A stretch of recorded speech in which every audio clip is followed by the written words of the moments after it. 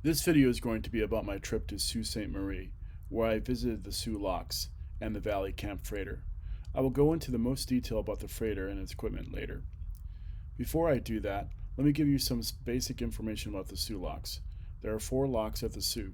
Starting at the left in this photo is the MacArthur lock. The next is the Pole lock, which is the largest, and then 2 unused locks, the Davis and the Sambian. The Davis and the Sambian will be replaced only by 1 lock, which will be the same size as the Pole lock. It's currently under construction.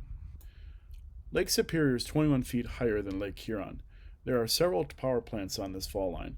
One of them is in this photo on your right. It is run by the Corps of Engineers.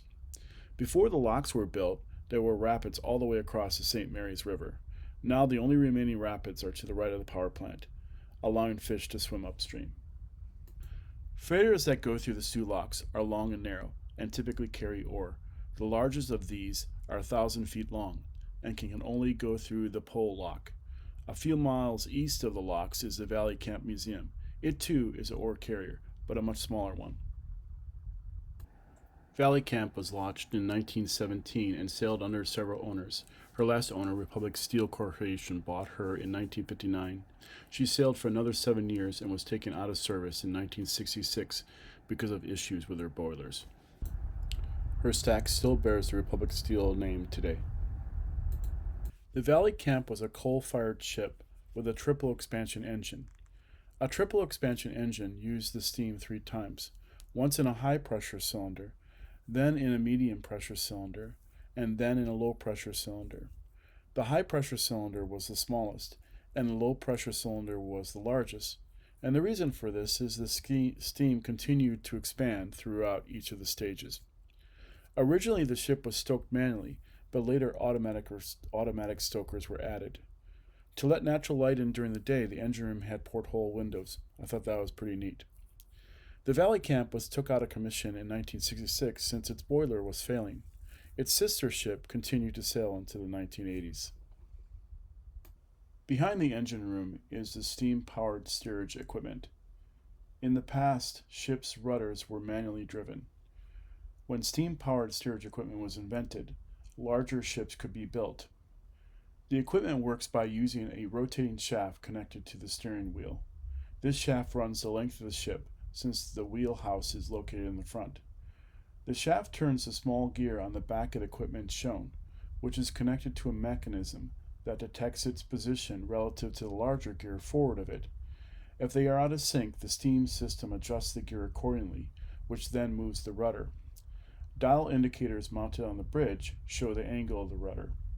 If the steam system is not working, the smaller gear can be locked to the larger gear to turn the rudder directly, albeit with much more difficulty. In later years, the Valley Camp was fitted with a radar system. The radar signal was generated by this transceiver and delivered through hollow tubes called waveguides to a rotating dish on top of the wheelhouse. The waveguides work by bouncing the signal back and forth within the guide, eventually reaching the radar dish mounted on top of the pilot house. This guide was bolted together in sections. One of the sections had a gradual twist, which was used to turn the waveform. The system also needed to rotate the waveform to scan for ships. This was accomplished by having the waveguide enter a coaxial rotating joint. Because coaxial parts are symmetrical to the radar signal, it can be rotated without performance degradation. It was fun to see this technology in real life. Various other equipment was on the bridge, like compasses, a phone, talking tubes, and the radar display itself. The most interesting to me, though, was the telegraph. You've probably seen it in movies where people move this handle and it makes a lot of noise. It was used to relay engine settings to the matching telegraph in the engine room.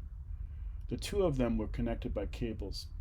When the arm was moved, the pointer on the corresponding telegraph would change and a bell would ring. The bell would alert the engine crew to make a change. The engine crew would then confirm this change by moving their telegraph arm to the same position. There are 2 structures on the deck of the Valley Camp, the pilot house and the aft house. Living quarters were in both houses. This has changed in the more modern 1,000-foot freighters. that have all living quarters aft. At the front of the valley camp is the pilot house, which houses the bridge and the lodgings for the captain, first and second mates, the wheelmen, and other navigation personnel. The rooms are modest for lower ranking crew, which had bunk beds. The rooms got roomier and more comfortable as you went up in rank. The top officers had double beds as well as other furniture. Most rooms had sinks, but the head was shared for the lower ranking staff. The larger rooms had their own bathroom. Also in the head house is the anchor room, which has steam-driven winches to raise and lower the anchors. This mechanism used one reciprocating piston to drive the main wheel. The aft house of the ship houses the kitchen, as well as the engineering staff. All personnel related to the operation of the engines are housed there, as well as the cooks. Just like the pilot house, there are different accommodations for different rank of staff. The chief engineer and head cook had the best accommodations. The kitchen prepared great food 24/7, and you could eat as much as you want. They even had an ice cream machine shown in this diagram. There were 2 dining rooms on the boat.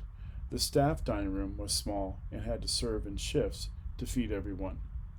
The officers and guests had a larger dining room that had neat porthole skylights and was better appointed with nice wooden paneling. There are large exhibit spaces in the cargo holds of the ship. The front cargo hold has a gallery of paintings by various artists. It was fun to see the variety of freighters that are represented. This room is 2 stories tall and gives you a feel for how large these ships can be.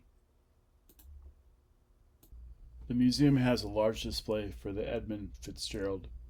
The ship was built for Northwestern Mutual Life Company and was named after a previous chairman. It was launched in 1958 as the largest vessel on the Great Lakes. 17 years later, it sank in Lake Superior, killing all of its 29 crew. The crew consisted of young sailors in their low 20s to senior personnel in their 50s.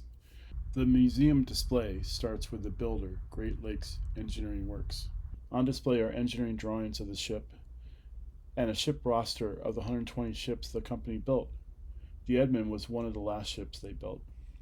You'll also find 2 wrecked lifeboats from the ship, along with maps, timelines, and a memorial area.